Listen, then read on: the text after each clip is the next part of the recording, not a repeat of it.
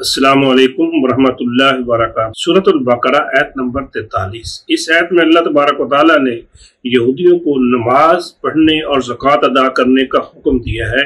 حالانکہ پہلے بھی یہ حکم تھا، لیکن یہ وقت کے ساتھ ساتھ بھول گئے، نظر انداز کر دیا۔ جیسے مسلمانوں کا حال ہے، اب کتنے مسلمان ہیں جو نماز پڑھتے ہیں؟ ہوں گے کوئی 2-3%۔ اسی طرح زکوٰۃ دینے والے کتنے ہوں گے؟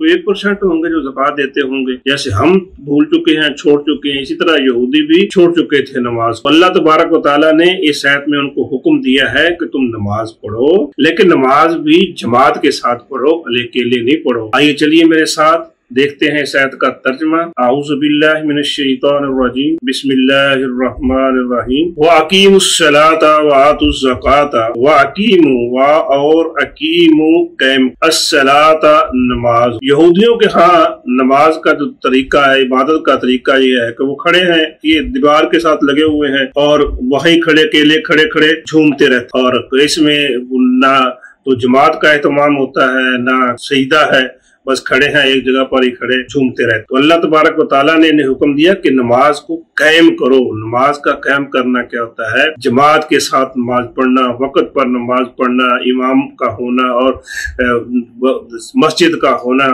مسجد میں وقت پر امام کے ساتھ جماعت کے ساتھ نماز کا ادا کرنا۔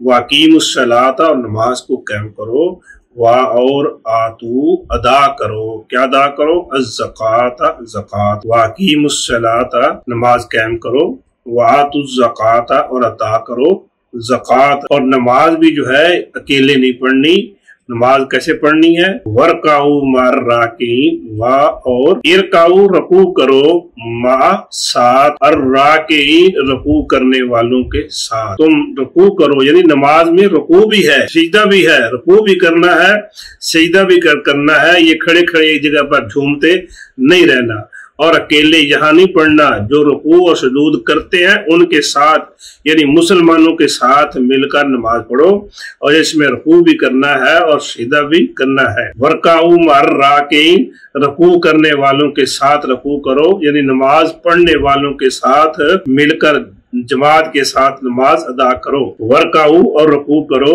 مَعَ الرَّاكِعِينَ رکوع کرنے والوں کے ساتھ، نماز پڑھو نماز پڑھنے والوں کے ساتھ، باجماعت نماز ادا کرو، یعنی مسلمانوں کے ساتھ مل کے نماز۔ چلیے اس کا ترجمہ ایک بار پھر دیکھ لیتے ہیں۔ وَأَقِيمُوا الصَّلَاةَ اور قائم کرو نماز کو، وَآتُوا الزَّكَاةَ اور ادا کرو زکوٰۃ، وَارْكَعُوا اور رکوع کرو، مع الراکعین رکوع کرنے والوں کے ساتھ۔ ہمارے لیے بھی یہ تو حکم تو ہے، ہمیں بھی وقت پر نماز پڑھنی چاہیے، جماعت کے ساتھ نماز پڑھنی چاہیے، مسجد میں نماز ادا کرنی چاہیے، اور زکوٰۃ بھی پابندی سے ادا کرنی چاہیے۔ اللہ ہمیں نماز پڑھنے اور زکوٰۃ ادا کرنے کی توفیق عطا فرما۔